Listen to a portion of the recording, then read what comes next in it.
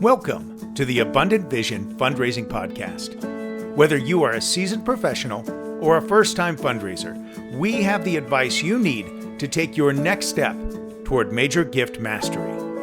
I'm your host, Tom Dauber, President of Abundant Vision Philanthropic Consulting. Last week's conversation was a blast. I'm so excited to have you with me for this next segment. Let's get back to the show. Thank you for your understanding on the poor audio quality this week and throughout the series with David Chambliss.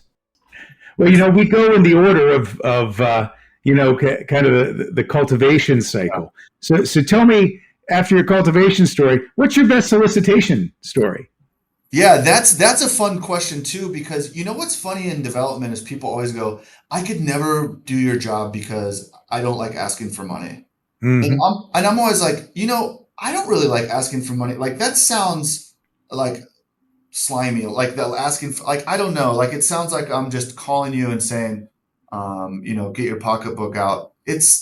I know it sounds cliche, but I'm like, I don't like asking for money either. But what I like to do is share the story of impact, and I like asking for investment. And so it's not like I'm like, hey, Tom, would you give me X amount? It's always like, I know you said that scholarships are important to you. Can I share with you what an endowed scholarship might look like, where you're kind of like showing them what an investment might make? But with that being said, I wanted to share that because I do think a lot of times people think that we're just calling people at random. And I'm like, well, in my role, I'm building relationships with them and the university, and obviously through me, but it's I want you to be re-engaged with your alma mater or with your kid's school, so the good work that's going on there. And then let me share with you how you can make an impact. But there was a time in my early 20s where I visited an athletic director in his office of a D1 university, like a big shot SEC school. And I went down and I was super nervous and like, oh my gosh, I can't believe this guy even took a visit. Like, he's got to be the most busy person alive. I'm, in my nice suit and tie and like ready to, and he couldn't be more friendly. And I right away realized wow, this meeting's going to be, I think, a little easier. He was asking me all about me and like, let me show you my office. And have you ever been down? And I just felt so at ease. And I remember it was his 30th reunion at the university I was working for at the time. And so I asked him if he would consider a gift of $30,000 in honor of his 30th reunion. And he immediately was like, yeah, I can do that. And I was like, wow, thank you so much. And then he goes, he basically asked, do you think you should have asked for more? Now, I thought I was going to fall out of my chair. I was like, oh my gosh, this guy, I just like lowball, like, should I? I don't know. It just kind of came to me and I was like, no, actually, I think 30 is a nice way to get your foot in the door. And I bet when you come back for reunion, you'll want to make an even bigger gift than I would have been prepared to ask you for today. And so I kind of like tried my best to respond, but I just remember he ended up being a really generous donor and got involved and came back and all this stuff. But when a donor says, do you think you should have asked for more? I was like, I'm getting fired. Like there's no like, this is the end of my career. If somebody says yes quickly to a solicitation, you immediately think, was that the right amount? Like, were they expecting, like, you feel like you're going to offend them by asking for too much, but in a weird way, I've always felt that like you almost are more offensive if you ask for too little, because people might think to yourself, like, wow, this person, they actually think that they might say, listen, that's out of my capacity at this time or something. But I don't think they ever really offended anybody by making a significant ask. They're quick to tell you that's higher than we were thinking. But I can tell you that there's been a lot of solicitations in my life where I'm like, we definitely asked too low. Like they said yes so quickly that we probably should have got a better feel for the area. So now as I've gotten older, and again, there's no right way about it. There's always an art and a science to this. But I think before you make a major gift ask, I've always said, like, well, what's the impact you're looking to make? Like, what is the total impact that you're hoping to make? And if that's a full scholarship or, full faculty chair, then let me tell you what that might look like in terms of like how much that might take philanthropically. Is that something you'd be comfortable talking about? That way, when you make the ask, you kind of have an idea of like the ballpark they're thinking about. So feel like me and have this guy across the table go, yeah, sure, I'm good for that. Do you think I should have given more? And I'm like, oh man, like, Hmm. yeah, So he came back for his reunion. yep. Did you end up getting a bigger gift out of him? Yeah, he did. He did get he was starting to get a little bit more engaged, and I think this was sort of testing the water. And he did end up doing a nice scholarship and getting involved with athletics and all the things that they were open to. A lot of it was a timing thing too. I Hmm. it's easy in development to say like, oh, I'm the person that like engaged this person, and I'm the greatest fundraiser. But a lot of times, philanthropy is at people's timing. So it's not that they Yeah.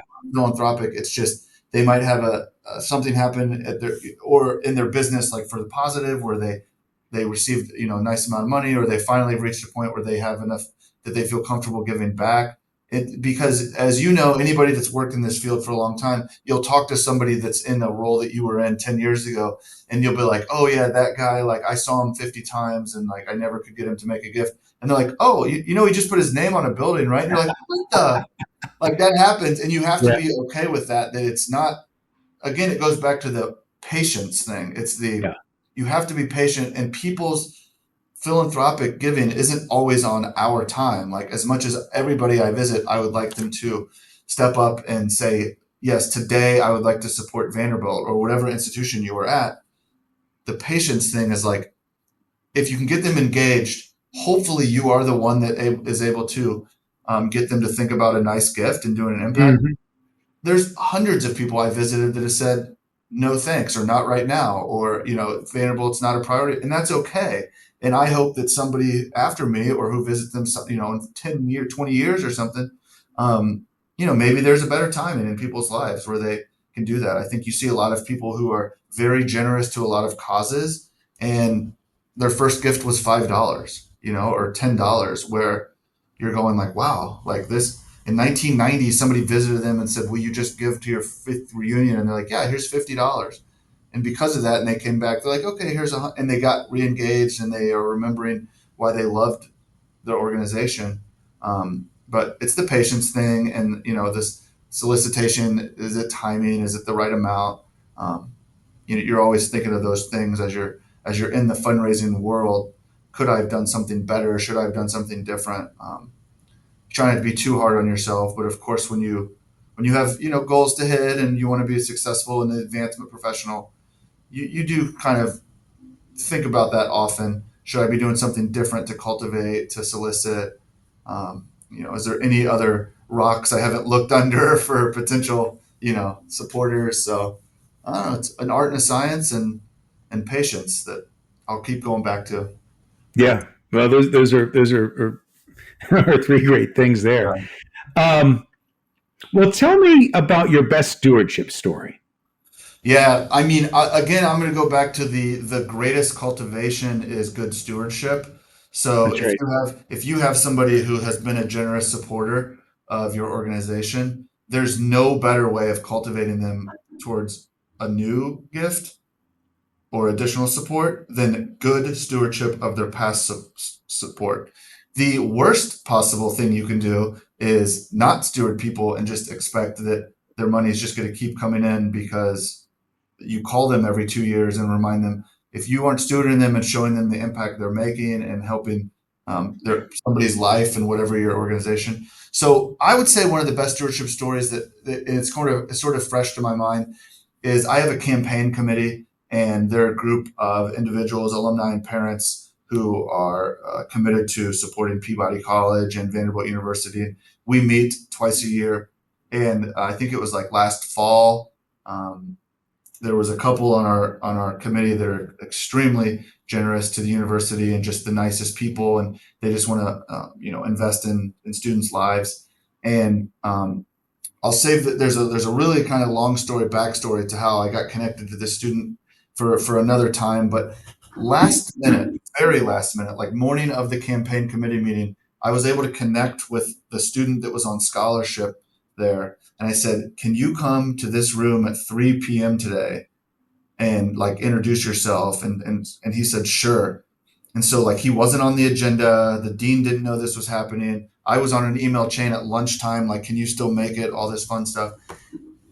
And he came, and I said, this is a last minute addition to the agenda. I just want to introduce this young man.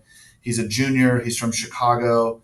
He is oversees like this organization and this organization, and he's got really high grades. And this past year, he created a nonprofit where he basically picks up litter, in the rivers and stuff, like the most unbelievable, well-rounded, like makes you think, what the heck was I doing when I was 20 type of kid. And I said, he's doing all of these things, and he's able to do it because he is your scholars and your scholar. And I pointed to the family that hadn't met him yet. There wasn't a dry eye in the room. Like they had not met him yet. They had heard that their scholarship had been awarded, but we hadn't done the scholarship reception and stuff that we do every year. And I said, this is your scholar. Like, he's here with your scholarship.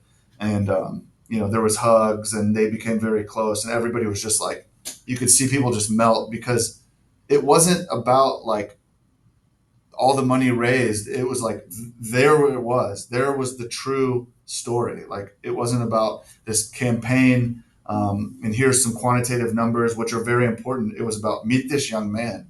Yeah. And look how impressive he is. And look at all the things he's been doing in his first 3 years in college. And he's just the nicest guy. And he's able to come here because you right here sitting in front of me provided a scholarship. And so that was a really cool stewardship moment. And it kind of happened last minute. Like, it wasn't something that I had planned for months. It was like, I connected with this young man, like very close to and I was like, what if we in my mind, I was just like, what if I brought him in and said, like, this is your recipient, like off the cuff. And they became close with him, and they became close with his family. And, that's just one of those stories where you're like, sometimes people want to see a real life. And I think that Vanderbilt has done a really good job about that. When I was at Ohio State, I thought they did a really good job with that, where they really tried to share with the donors, here's the impact that you're really having. Like, we can share with you numbers all day long, and that sounds amazing, but like, here's the student, here's the faculty, here's the research that changed lives, here's the building where kids, meet their best friends, and that you help support. That kind of stewardship is hard to recreate. Hard to beat. Like, that's just really important. And so that was a cool story. Tom Dauber here for Abundant Vision Philanthropic Consulting. Fundraising can be hard work, and it can be hard to mentally get into the place you need to be in order to see new opportunities. Everyone struggles with it. We are like the fish in the fishbowl who just can't see the water they're swimming in. That's when having outside expertise comes in handy. For 25 years, I've been helping nonprofits analyze their challenges, discover new ways forward, and develop clear plans that lead to greater fundraising revenues. Now I am available to help your organization develop the abundant vision it needs to inspire new levels of philanthropy at your nonprofit as well. Check out abundantvision.net to start your journey toward greater fundraising success today. Now, back to the show. I'm curious. This is my favorite question that I get to ask on this show. Yeah. Tell me about the most awkward moment you've ever had with a donor, and how did it resolve?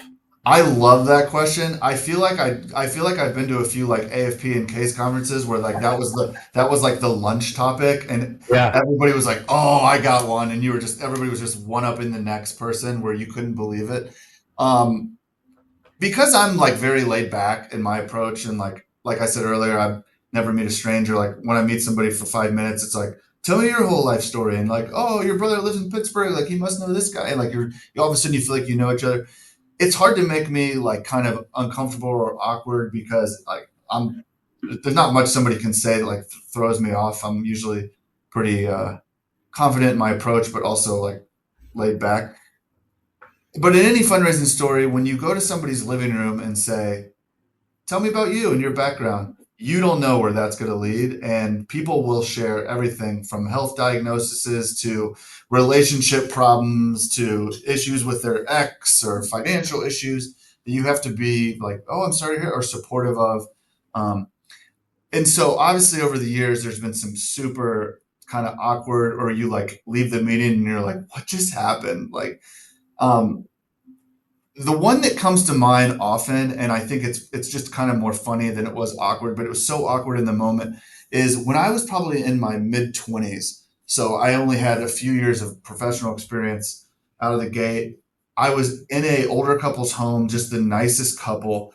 And I was talking to them. They met at the university that I was working at, and they just were so sweet and very generous to the school. And they're like, "Tell us about you." And I was like, "Oh, I just finished grad school, and like I've been doing this for 3 years." Um, and they were like, like that's really cool that you do this. Would you be open to talking to our son about what you do? Like he's still trying to figure out what, like, and I was like, "Yeah, I'd be happy to." Well, the mom basically goes and knocks on the basement, like the door, and was like, "Hey, like Johnny or whatever their son, can you come up here for a second?" They have like a 42-year-old son living in the basement, and he's still trying to figure out what he wants to do with his life.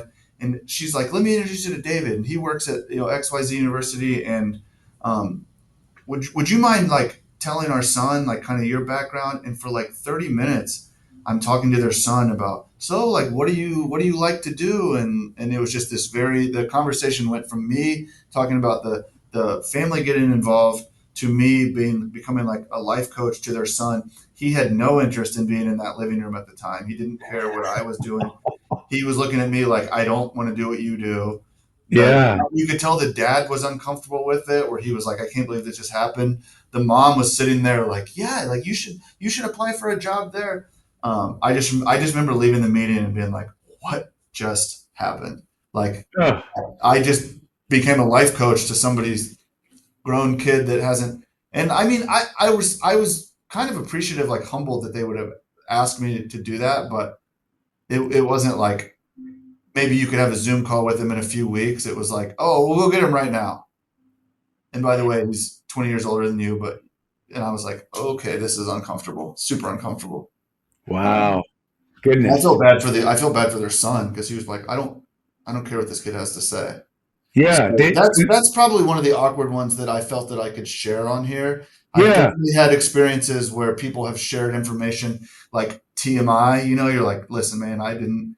There seems to be like this filter that goes away sometimes with people where they either are very comfortable with you or they don't have a filter with anybody, and they're comfortable saying things to you that you're like, you shouldn't say that out loud. It's either inappropriate to say or it's a thought that they had that should have stayed a thought, and you're Oh, like, yeah. "Ooh, ooh." Yeah. You just shut it off, I think.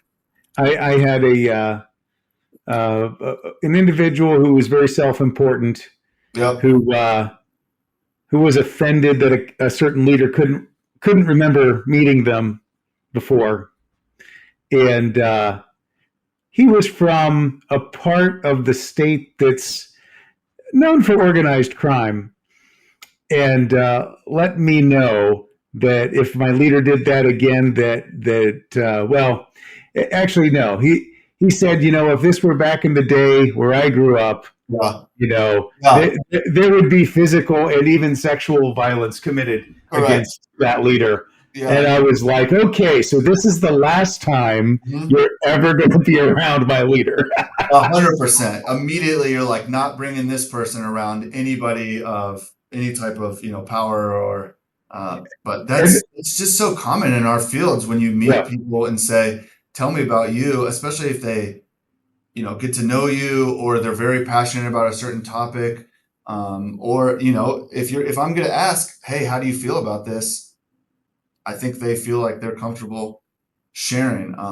But yeah, there's dozens and dozens of stories that you have where people you couldn't believe divulge either information or said things of like family drama that they're having that they tell you about, that you understand, like, what, we're all human, and like there's a human connection that you have to have with people, so you don't feel like a transactional robot that just shows up when your university or your nonprofit wants to share the good word, and like, "Here I am, let me tell you what's going on, and do you want to write a check?" And I'm leaving. It's like, "Listen, you're a human, I'm a human.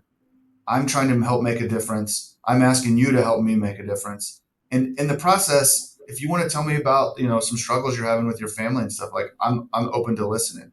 Of course, the awkward stuff comes when it's like more information than you were prepared to hear yeah, or be a part of, or converse topics that are too sensitive that you don't want to really approach, but you're like, "Well, here we are." But some of that's just growth and maturity over the years. You learn how to respond better, because I don't know that there's, for some people, there's things that they can say or do where I'm like, I don't have a good response, especially if it's like this person you were talking about, where they're like, if this happened when I was a kid, there would have been violent crimes and stuff. You're like, well, it's like, I don't know if you've heard, but it's not 1935 anymore. So That's right. things have changed. But yeah, when you meet with people, sometimes they're like, well, this would have never happened under so and so's watch. I'm like, didn't that guy die in 1970? Not like, didn't that president like? Right, But right. you always know everything's anchored to like your experience. Even when we go back to our own alma maters, you're always like, I can't believe they would tear down that residence hall that was already falling down anyways. You're like, it was like a staple, and like That's it. right. Oh It man, one, did did, did yeah. you ever live in Rogers Hall? I lived next to Rogers Hall, and I know that it was a popular, like thousands of kids lived there. I lived next to it. Yeah, so you're in Cole then, right? At BG, yeah. So Yep. you know, I have so many memories from Rogers, and I was so like bummed when it got torn down. Right. But as I remember it, like it was an asbestos filled, 100%. 100%. It was like ready to be torn down 20 years before it got torn down. And like, in my opinion, you want to go back to your university, and it's like news. You want to see like all this new stuff.